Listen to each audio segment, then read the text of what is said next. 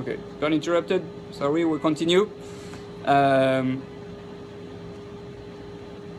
Okay, yeah, so I was saying, right, if I want my hand to be fixed and to my soul and my hand to work together to be in perfect harmony, then I have to learn how God acts with his hands, so to speak. Obviously, God is a hand. When God says he acts with his hands, with an outstretched arm, he took us out of Egypt or whatever, then I learned to do the same that he does with my hand, and then I'll be in perfect harmony. Or with my heart, God's chesed.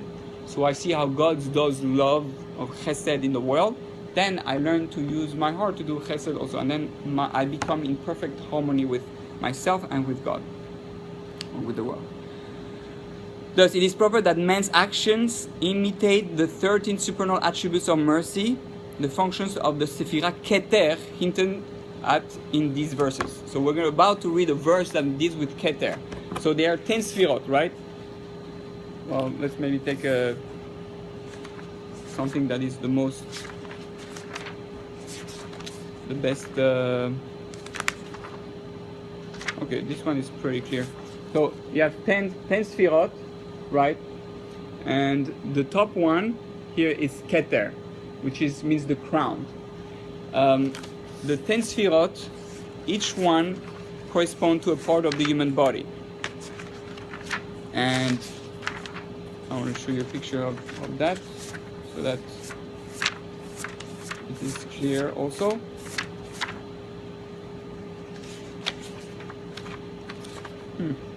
Okay, I'll take this one. Right, so this is the human body, right? So you have 3 Sphirot correspond to the head, and 7 Sphirot correspond to the body. So this 3 and 7. So the 3 is Keter, Chokhmah, and Binah. Sometimes it's called Chokhmah Binah Dat, like Chabad, but right now the Devorah deals with Keter, Chokhmah, Binah. Now Keter is the crown, or sometimes it's called also the skull, but it corresponds to the head, to the highest part of the human body. Is, so to speak, when we speak about Keter, is the closest things to God.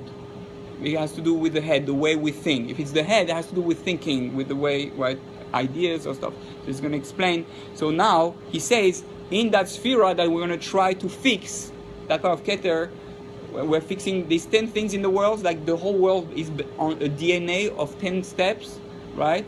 So we take that first step, which is Keter, and as if you say you understand the world, you start with the Big Bang.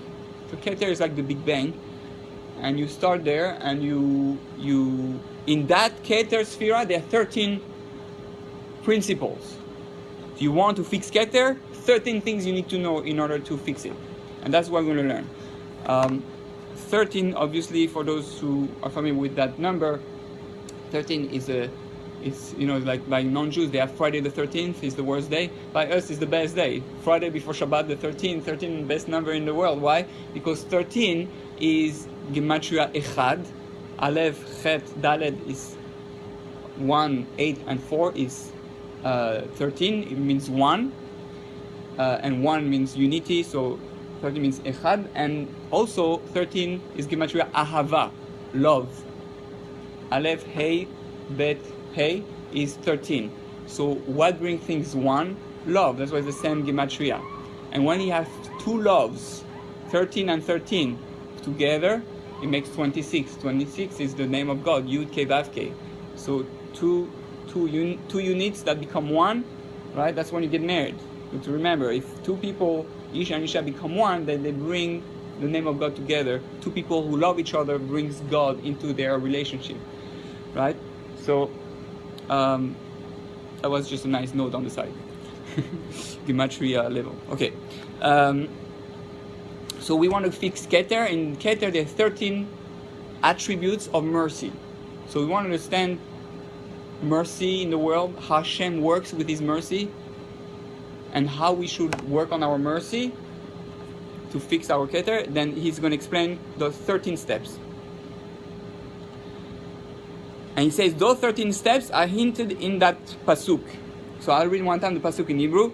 Mi el kamocha nose avon ve'over al pesha lisheret nachalato lo hechezik la dapo ki chofetz chesed hu yashuv yarchamenu yichbosh avonotenu ve'tashlich bimtzulot yam kol chatutam titen emet liYaakov chesed laAvraham asher nishbata laavotenu mimei kedem.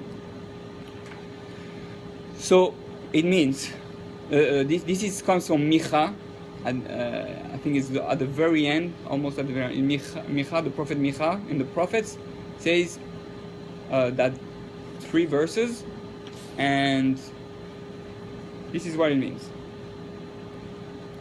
Who is a God like you, who pardons iniquity and forgives the transgression of the remnant of his heritage? He does not maintain his anger forever, for he delights in kindness. He will again show us compassion. He will vanquish our iniquities, and you will cast all their sins into the depths of the sea. Show faithfulness to Yaakov, kindness to Abraham, which you have sworn to our fathers from days of old. So it's very strange, right? It's like I don't understand anything of the attributes here. Only a Kabbalist can extract from the verses like that the deeper meaning. That's what Kabbalah do, what Rashi does, and you take from the pasuk what the deeper meaning is. So in these 13 steps in those 3 psukim, and we're going to dissect it and teach. Each one is going to teach us one of the characteristic of mercy. Okay, so let's start. It's very exciting.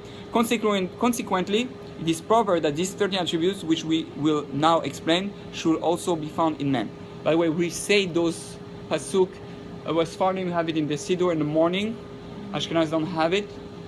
But on Yom Kippur, on Rosh Hashanah, we also mentioned that those 30, the one that people are most familiar to is when we say Hashem, Hashem, Kel Rachum, Mechanun, Chapayim, Ve'av Chesed, Ve'emet, Notzeh Chesed, La'alafim, Noseh Avon, Va'fesha, Ve'chata, Ve'nakeh. Those are 13 attributes which we recite on Yom Kippur, and even during the 10 days, or we say every day by Sephardim in Vidui, Vayavor Hashem al Panav, Vayikra Hashem, Hashem, right? Just before